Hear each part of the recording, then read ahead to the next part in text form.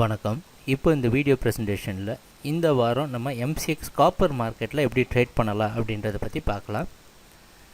நீங்கள் இப்போ பார்த்துட்ருக்க சார்ட் வந்து 1 மணி நேர சார்ட். அதாவது எங்கள் வீடியோ ப்ரெசன்டேஷனை கண்டினியூஸாக பார்த்துட்டு வரவங்களுக்கு இது தெரியும். ஒவ்வொரு வாரமும் திங்கட்கிழமை மார்க்கெட்டுடைய வீக்லி ப்ரெசன்டேஷன் போடுறோம். அது நார்மலாக நம்ம யூஸ் பண்ணுற குட்வில் கமோடிட்டிஸோட டே ட்ரேடிங் சார்ட்டை வச்சு பண்ணுறது கிடையாது. ஏன் அப்படின்னா போன வாரம் கம்ப்ளீட்டாக என்ன நடந்தது, இந்த வாரம் நம்ம என்ன செய்யலாம் அப்படின்றதில் நமக்கு திங்கக்கிழமையே ஒரு தெளிவான ஒரு பிளான் இருக்கணும். அப்படி போன வாரத்துடைய ப்ரைஸ் ஆக்ஷன் எல்லாம் நமக்கு ஞாபகத்துலேயும் இருக்கணும்.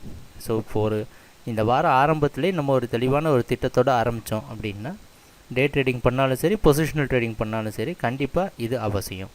ஸோ அதனால் ஒவ்வொரு வாரமும் நம்ம வீக்லி ப்ரெசன்டேஷன் திங்கக்கிழமை பார்க்குறோம்.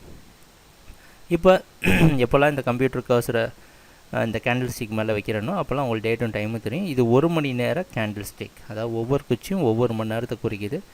போன வாரத்தோட ப்ரைஸ் ஓப்பனிங் எங்கே அப்படின்னு பார்த்தோன்னா இந்த 452 அப்படின்றது பக்கமாக இருக்குது.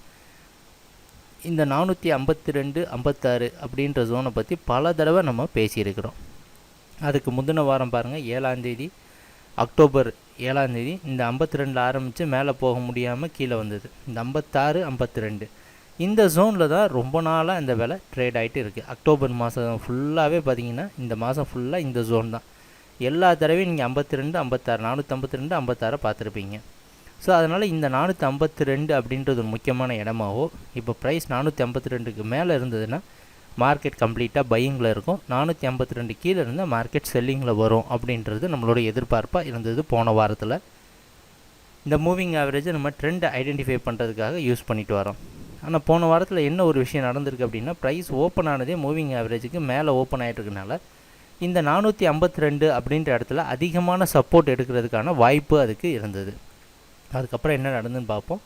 இந்த 452 கொஞ்சம் தெளிவான சப்போர்ட் எடுத்துகிட்டு இந்த 56 அப்படின்ற இடத்துக்கு மேலே ப்ரைஸ் போக ட்ரை பண்ணியிருக்கு. மறுபடியும் அதால் போக முடியலை. திருப்பி இந்த 52 அப்படின்ற இடத்துலையே வந்து நின்றுடுச்சு. நின்ன உடனே பாருங்கள், எப்போ இந்த 52லேருந்து மறுபடியும் மூவிங் ஆவரேஜை விட்டு கீழேயும் வந்துடுச்சு. ஸோ இப்போ இந்த 52 அப்படின்றது ஒரு ஸ்ட்ராங்கான ரெசிஸ்டன்ஸாக ஆக்ட் ஆகிருக்கு. ஸோ 52 கீழே ப்ரைஸ் வந்து அடுத்த ஜோன் 46. இந்த 46 ரொம்ப முக்கியமான சப்போர்ட்டாகவும் இருந்துட்டு வருது. அதையும் நம்ம பல தடவை பார்த்துருக்குறோம். எப்போல்லாம் பாருங்கள், அக்டோபர் 9ஆம் தேதி, அக்டோபர் 11, மறுபடியும் அக்டோபர் 17, இந்தந்த இடத்துல 46 அப்படின்ற இடத்துல சப்போர்ட் எடுத்திருக்கு. அதே மாதிரி 52லேருந்து 46 ப்ரைஸ் வந்திருக்கு.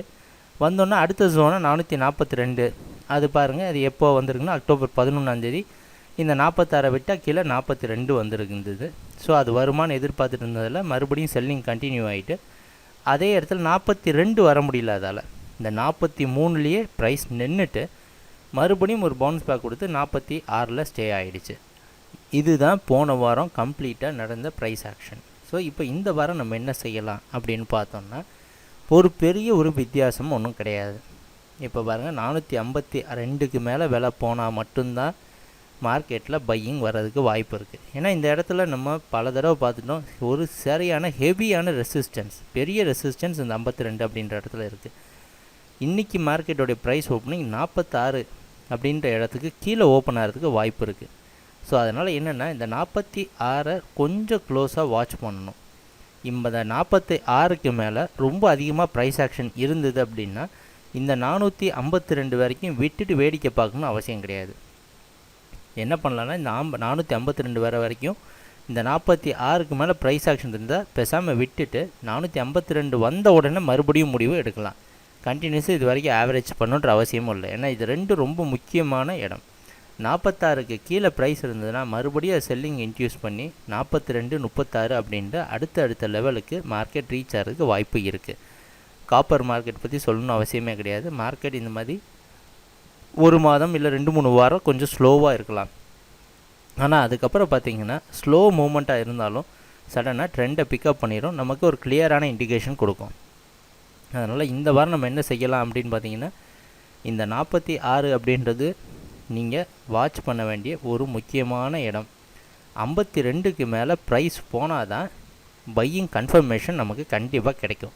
இந்த 52 மேலே ப்ரைஸ் ஸ்டே ஆகிடுச்சு அப்படின்னா தான் பையிங் கன்ஃபர்மேஷன். அது வரைக்கும் மார்க்கெட்டில் பையிங் கன்ஃபர்மேஷன் கிடைக்கிறதுக்கு வாய்ப்பு ரொம்ப கம்மி. ஸோ இந்த 46 52 மறுபடியும் சொல்கிறோம். இதை க்ளோஸாக வாட்ச் பண்ணிங்கன்னா விலை ஒன்று இந்த வாரம் ரெண்டு விஷயந்தான் செய்ய முடியும். அதால் என்ன செய்யலான்னா 46லேருந்து விலையை, அதாவது இந்த 46 42 அப்படின்ற ஜோனுடைய ப்ரெஷரை ரிலீஸ் பண்ணி 36 அப்படின்ற அடுத்த ஜோனுக்கு ப்ரைஸை கீழே கொண்டு வந்துடலாம். ஸோ அதனால் என்னென்னா மார்க்கெட் செல்லிங்கு கண்டினியூஸாக இருக்குதுன்னு அர்த்தம். அப்படி இல்லை அப்படின்னா இந்த 46லேருந்து மறுபடியும் இந்த 56 சப்போர்ட்டாக ஃபார்ம் பண்ணி ப்ரைஸ் மேலே போகிறதுக்கு சான்சஸ் இருக்கும். ஸோ இந்த ரெண்டே வாய்ப்பு தான் காப்பர் மார்க்கெட்டில் இந்த வாரம் இருக்குது. ஸோ டெய்லி ட்ரேட் பண்ணுறப்ப நம்ம குட்வில் கமோடிட்டிஸோட சார்ட்டிங் பிளாட்ஃபார்மையே வச்சு ட்ரேட் பண்ணுறப்ப கண்டிப்பாக இந்த இடத்துல உங்களுக்கு ப்ரைஸ் மொமெண்டம் எங்கே இருக்குன்றதையும் நீங்கள் ஐடென்டிஃபை பண்ணலாம். நம்ம பழைய மாதிரி டெய்லி வீடியோ ப்ரெசன்டேஷன் நீங்கள் கண்டிப்பாக பார்த்துட்டு வந்தீங்கன்னா உங்களுடைய அப்பப்போ டவுட்டை கண்டிப்பாக கிளாரிஃபை பண்ணிடுவோம். ஸோ இன்றைக்கி என்ன நடக்குது, இந்த வாரம் நடக்குதுன்னு டெய்லி நம்ம அனலைஸ் பண்ணலாம். எங்கள் வீடியோ ப்ரெசன்டேஷனை மிக பொறுமையாக பார்த்துட்டு வந்ததுக்கு மிக்க நிகழ்ச்சி. நன்றி, வணக்கம்.